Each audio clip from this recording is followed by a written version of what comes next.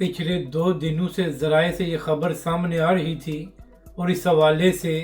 بہت سے صحافیوں نے بھی پروگرامز کیے تھے کہ پنجاب پولیس نے پنجاب حکومت سے یہ درخواست کی ہے کہ علامہ خادم حسین رضوی علیہ الرحمہ کے مزار کو اٹک یا راجن پر منتقل کیا جائے، کیونکہ بابا جی کے عرس پر ٹریفک کے مسائل پیدا ہوتے ہیں۔ تو اسی حوالے سے تحریک لبیک پاکستان اور دیگر لوگوں کا یہ موقف سامنے آ رہا تھا کہ جو لوگ اس دنیا میں نہیں ہیں ان کے حوالے سے اب ایسے فیصلے نہیں ہونے چاہیے۔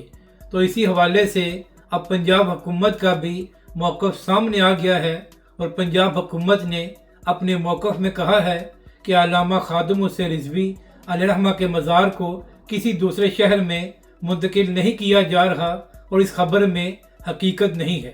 چلیے، اچھی بات ہے کہ بالآخر اس حوالے سے پنجاب حکومت کا موقف سامنے آ گیا ہے۔